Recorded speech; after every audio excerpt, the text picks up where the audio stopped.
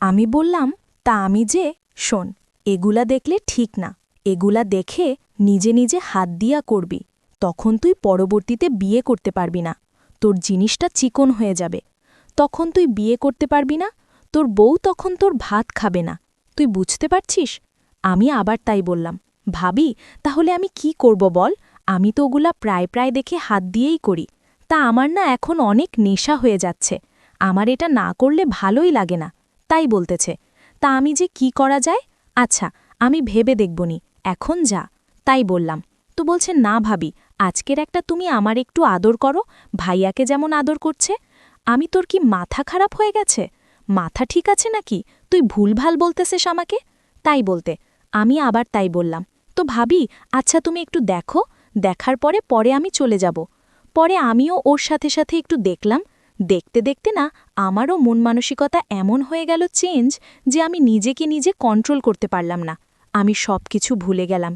সব কিছু ভুলে যেয়ে আমার দেওরের সাথে সব কিছু স্বামী স্ত্রী যা করে তার থেকে মনে হয় বেশি কিছুই করে ফেললাম আমরা দুজনে। তারপরে এতটা আনন্দ, এতটা মজা পেলাম, এরকম মজা হয়তো আমার স্বামীও আমাকে দেয়নি। তো এরকম করার পরে তাকে আমি ঘর থেকে বের হয়ে চলে যেতে বললাম।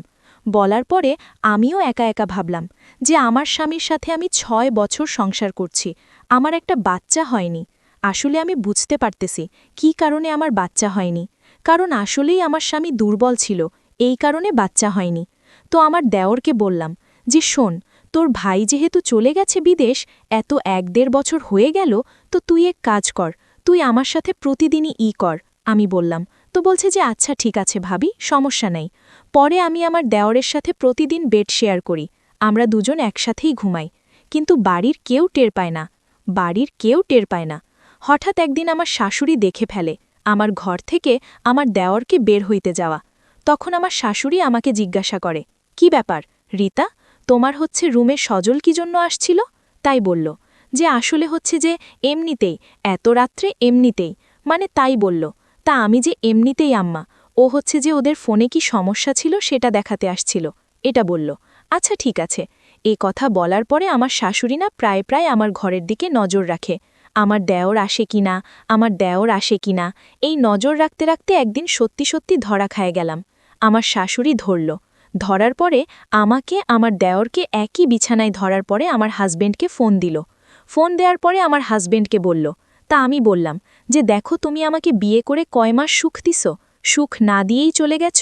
৬-৭ বছর ধরে আমি তোমার সাথে সংসার করতেছি, তুমি আমাকে না শারীরিক সুখ দিতে পারছো, না হচ্ছে যে মানসিক সুখ দিতে পারছো, না কোনো দিক দিয়ে টাকা পয়সা দিয়ে সুখ দিতে পারছো, না একটা সন্তান দিয়ে সুখ দিতে পারছো, কোনো দিকেই তো কিছুতেই সুখ দিতে পারোনি। তা আমি তোমার কাছে থাকব কেন? আমি তোমার ভাইয়ের সাথে আমি সুখী। এ কথা বলা মাত্র তার ভাই আমাকে পোল্টি মেরে বলে কি, আমি তোমাকে নিয়ে সুখী না, আমি তোমাকে চাই না, আমি তোমাকে ব্যবহার করছি আমার প্রয়োজনে। সে আমাকে এ কথা বলে।